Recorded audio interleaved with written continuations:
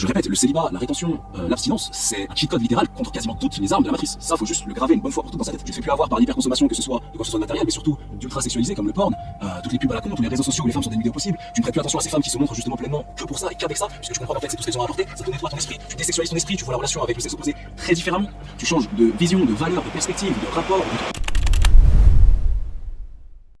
I said this looks like a job for me, so everybody just follow me, cause we need a little controversy, cause it feels so empty without me.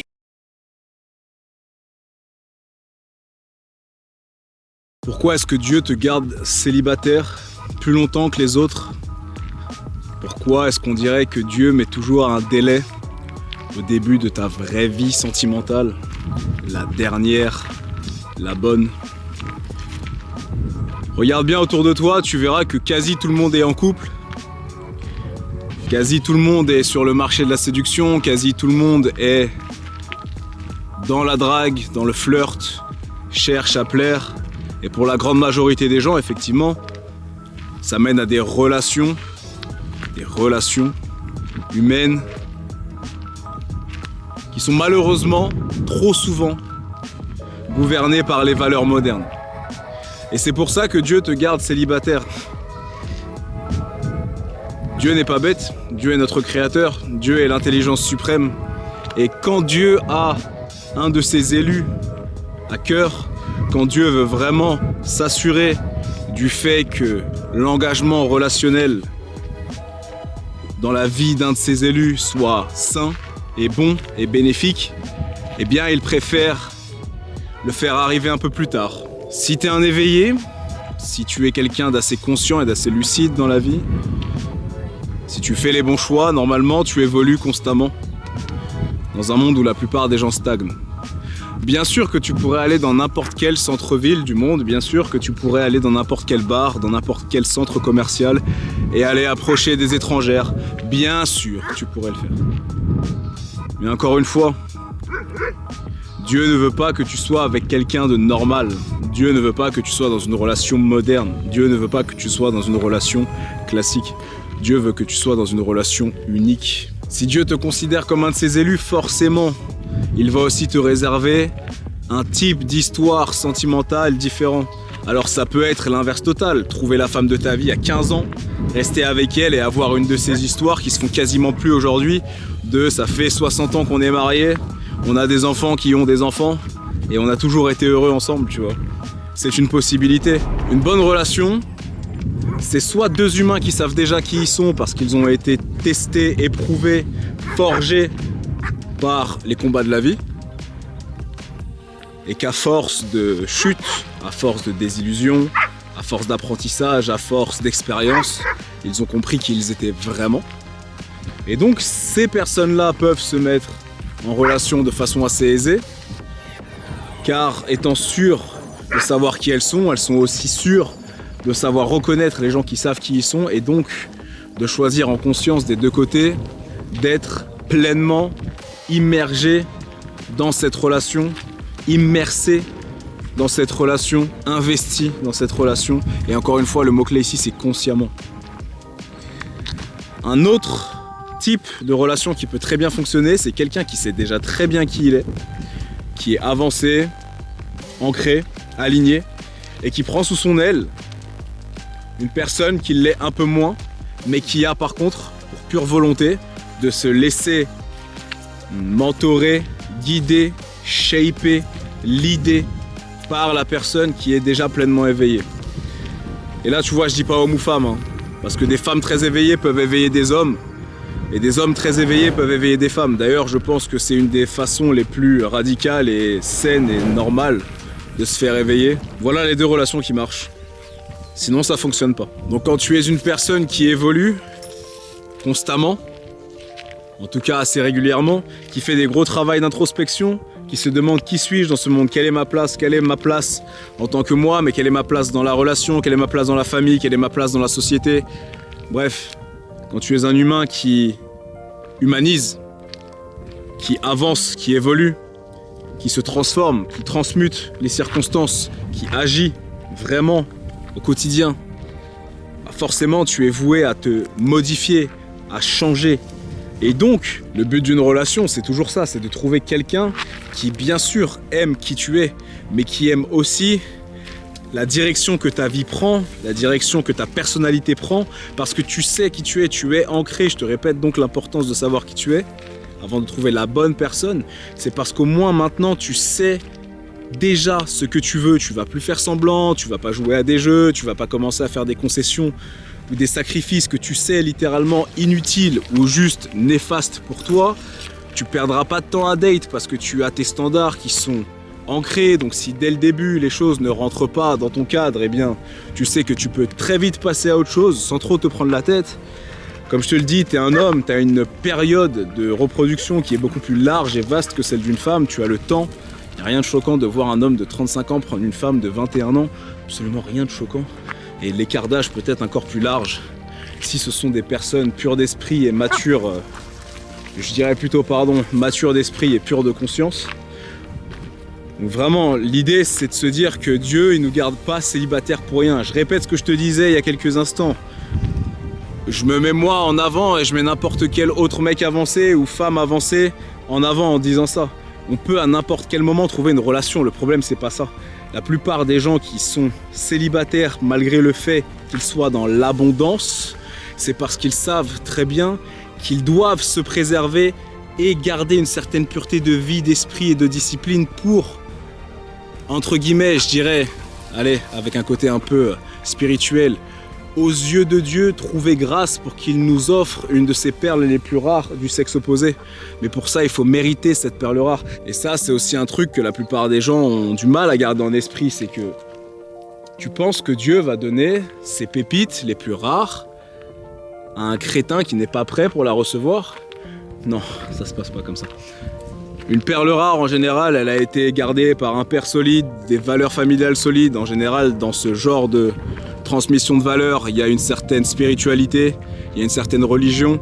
Ça veut dire que quand tu es un humain éveillé, tu vois la pureté de la femme et tu la préserves. En tant que femme, tu cherches à la préserver. Et en tant qu'homme, tu cherches à préserver la féminité qui t'entoure. C'est pour ça que tu rejettes bien sûr toutes les valeurs wokisme, ultra-sexuel, libération de ceci, cela, grand mensonge du féminisme, bref, détruire le cerveau et le corps des femmes, et les hommes au passage. C'est pour ça que tu rejettes tout ça, et donc il y a plein d'hommes qui disent oui, moi je veux une femme vierge, etc. Ce que je comprends parfaitement, je suis un homme, je veux pas faire le mec qui comprend pas, je comprends. Et je comprends tous les avantages, et je les ai tous intégrés, je sais très bien ce que ça inculque, je sais très bien ce que ça amène d'avoir une femme vierge, je le sais très bien, je dirais jamais l'inverse. Mais est-ce que tu la mérites ? Est-ce que Dieu va t'offrir une de ses filles les plus pures d'esprit et de corps ? Est-ce que tu vas savoir saisir l'opportunité ? Est-ce que tu vas savoir développer quelque chose à la hauteur de cette personne, de cette relation ? C'est ça le truc aussi, il faut pas oublier. Donc, peut-être que Dieu te garde célibataire parce que tu n'es pas prêt à recevoir la personne que tu es censé recevoir. Peut-être que Dieu te garde célibataire parce qu'il ne veut pas justement que tu tombes dans les travers de la société moderne et de tous ces pièges que le système lui tend.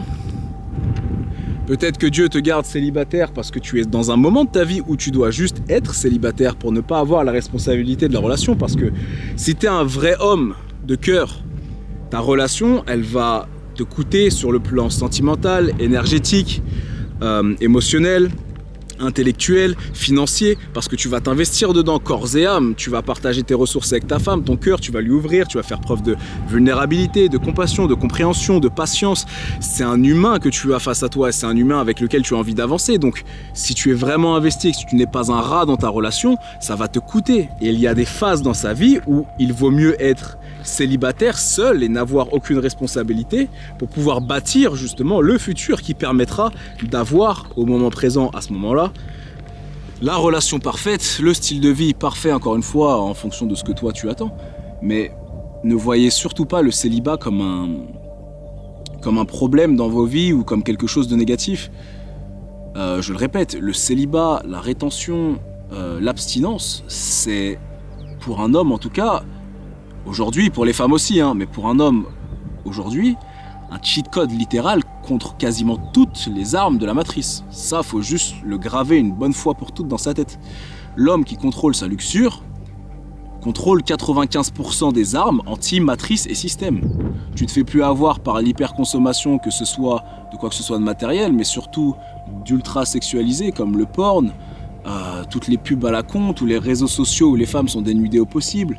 Tu ne prêtes plus attention à ces femmes qui se montrent justement pleinement que pour ça et qu'avec ça, puisque tu comprends qu'en fait c'est tout ce qu'elles ont à apporter. Ça te nettoie ton esprit, tu désexualises ton esprit, tu vois la relation avec le sexe opposé très différemment. Tu changes de vision, de valeur, de perspective, de rapport, de tout, de lien. En fait, pour beaucoup, c'est compliqué à comprendre, mais ce qu'on vit là actuellement, les conditions dans lesquelles on vit, en termes d'accessibilité à la nudité et à la sexualité, virtuelle, encore une fois, ou pas, c'est les deux, c'est ça le plus fou, c'est pas normal, c'est pas normal. Ça, c'est des valeurs qui, dans certaines villes, dans l'histoire biblique, leur ont valu d'être rasées. Enfin, c'est littéralement des villes qui ont été maudites dans les écrits. Et aujourd'hui, la société moderne occidentale a littéralement ces valeurs, et prône ces valeurs, les valeurs de la laïcité. Ils appellent ça les valeurs de la laïcité. C'est des valeurs sionistes, hein. La laïcité c'est sioniste. Hein. Si c'est laïque, c'est antéchrist. Hein. Je te le dis direct, si c'est laïque, c'est antéchrist. Faut faire A plus B en fait. C'est pas compliqué. Enfin bon, c'est un débat pour une autre vidéo. Dieu te garde célibataire puisqu'il veut que tu te concentres sur toi. Il veut que tu bâtisses, et c'est là qu'on peut faire tous les parallèles avec ce que je raconte depuis tout à l'heure. Il veut que tu bâtisses un humain, et je dis ça que tu sois un homme ou une femme. Dieu veut que tu bâtisses un humain qui sait clairement qui il est, qui a fait le travail intérieur, le travail de l'ombre, les introspections, les méditations, les conversations solitaires, qui sait aller dans ses ténèbres personnelles en restant calme et ancré. Un humain qui a conscience de comment le monde fonctionne et qui pourtant, malgré tous les paradoxes complètement étranges que l'on a autour de nous, reste sain d'esprit et aligné avec les belles valeurs. Une fois que tu auras créé cette personne, une fois que tu auras une vision plus saine, plus pure de la vie, Dieu pourra t'offrir un de ses cadeaux les plus précieux. Mais tant que tu n'es pas prêt, tu ne peux pas recevoir. Dieu ne te donne pas ce que tu veux, Dieu te donne ce qu'il te faut. Donc il faut comprendre que si tu prends du recul, ou disons même de la profondeur, tiens, pour aller de l'autre côté pour une fois, si tu prends de la profondeur avec ta vie, et que tu essayes de comprendre pourquoi est-ce que tel cycle, telle période arrive à tel moment, tu vas pouvoir comprendre si ce sont des choses qui sont liées à ta volonté, à tes habitudes, à tes choix, ou alors peut-être à quelque chose de plus grand, qui te dépasse. Une histoire de tempo divin, de timing divin, une histoire de destin, de temporalité. Donc, j'ai cité quelques raisons qui me semblent être les principales quand il s'agit de la question pourquoi est-ce que telle bonne personne reste célibataire si longtemps. On voit beaucoup de crétins autour de nous être en couple. On n'a jamais vu autant de personnes être fiers d'avoir un body count élevé. C'est pour vous dire la qualité des valeurs actuelles. Hook-up culture, application de rencontres, application de tromperie, club échangiste, site pornographique, Hollywood qui sursexualise tout, des clips indécents au possible, des femmes de plus en plus dénudées dans les rues parce qu'elles se font avoir par la propagande féministe ultra malsaine, des publicités avec, pareil, des hommes et des femmes toujours plus dénudés, des politiciens qui poussent l'agenda trans LGBT wokisme, qui le financent avec les impôts des gens qui sont contre ça. En fait, quand tu regardes bien, c'est ce que je te disais tout à l'heure, tout va dans tous les sens. Le wokisme, c'est littéralement dire aux humains, arrêtez de vous reproduire. LGBTQIA+, peu importe tout ce que tu veux, ce sont des gens qui ont choisi une sexualité où ils ne peuvent pas naturellement faire d'enfants. Et pourtant, ce sont ceux qui se permettent le plus de dire aux hétéros, aux normaux, mais selon eux, aux vieux jeux, comment élever leurs enfants selon les valeurs modernes. Les gars, vous avez choisi la sexualité qui vous permet de ne pas avoir d'enfants. Vous avez choisi ça, consciemment, théoriquement consciemment, ou au moins sciemment en suivant la science. Science, en suivant Zion. C'est trop drôle. Ah là là. Fermez-la quand il s'agit de l'éducation des enfants. Ce qui fonctionne pour créer la vie, c'est un homme, une femme. Vous pouvez vouloir un monde à la Elon Musk sur-technologisé et sur-IAisé, même si ça ne se dit pas, encore une fois, je le dis, sur-IAtisé, eh bien... Laissez les personnes qui ont décidé de vivre différemment, c'est-à-dire de façon authentique et naturelle, qui fonctionne, qui permet de reproduire l'humanité, et donc la continuité de l'humain. Élever leurs enfants comme eux l'entendent, avec leurs propres valeurs. Et votre discours d'intolérance, eh bien je le trouve un peu intolérant. Donc encore une fois, qui que tu sois, n'en veux pas à la vie de te garder célibataire. Célibataire ne veut pas dire seul. Alors, quand je dis seul, ça veut pas dire va à droite à gauche, gratter de la compagnie du sexe opposé. Non, non, c'est pas ce que je suis en train de te dire. D'ailleurs, ne pas être seul. Oui, j'ai pas de copine, je me sens seul. Oui, tu peux avoir des amis, tu peux avoir des partenaires ou des coéquipiers dans un sport. Tu peux avoir toute la foule d'inconnus qu'il y a dans la rue lorsque tu sors. Enfin bon, tu n'es pas seul. C'est ce que j'essaie de te dire. Dieu est avec toi constamment. Si tu te sens seul et que tu penses qu'en ayant une petite amie ou un petit ami, tu te sentiras moins seul, oui, mais tu risques la dépendance. Donc, encore une fois, faut être conscient de ce qu'on fait. Bref, le but c'est pas de faire une vidéo qui durera des années-lumière et encore une fois étaler tout mon savoir sur les relations hommes-femmes.